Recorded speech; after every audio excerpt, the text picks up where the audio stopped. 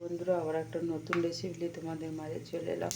তো রেসিপিটা করা আছে, তো অন্যরকমভাবে বানাচ্ছি, সেই জন্য তোমাদের সামনে বললাম নতুন রেসিপি নিয়ে চলে এলাম। তো দেখতে পাচ্ছ তেল, 5 ফোড়ন, তেজপাতা দেওয়া আছে। এদিকে দেখো পটল আলুটা, আর এদিকে দেখো তেল আছে, দেখতে পাচ্ছ তেল। আর এদিকে দেখো পেঁয়াজ আছে, এটা দিয়ে দিলাম।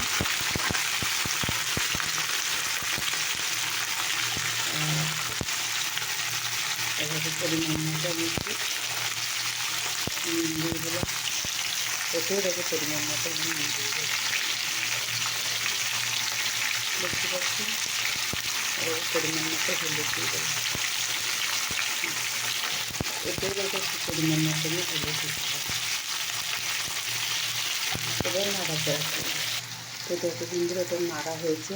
আর এটা কিন্তু আদা, রসুন, পেঁয়াজটা নিয়ে রেখেছি, এটা দিয়ে দেওয়া হলে এবার এটা জল দিয়ে দেবো। মশলা কষা হবে।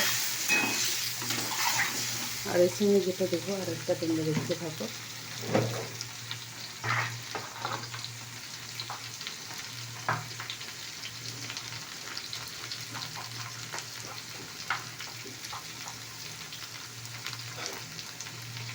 জিরে করে দিলাম, একটু জিরে দেবো,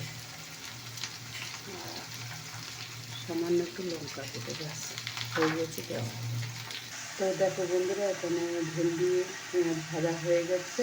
আর এদিকে দেখো মশলাটাও কষা হয়ে গেছে। এবার আমি জল ঢেলে দেবো, একটু ঝোল ঝোল হবে, তার জন্য একটু সেদ্ধও হবে, এই জন্য এতটা জল দেওয়া হয়েছে। তো এবার আমি ঢাকা দিয়ে দেবো। তো দেখো বন্ধুরা, আমার রেসিপিটা কিন্তু হয়ে গেছে, দেখতে পাচ্ছ। আবার কিন্তু একটু ঝোল কেন রেখেছি, ঝোল ঝোল বললাম না, ঝোল ঝোল থাকবে, সেই জন্য একটু ঝোল রেখেছি। তোমাদের এই রেসিপিটা যদি ভালো লাগে অবশ্যই লাইক, কমেন্ট, শেয়ার করতে ভুলো না।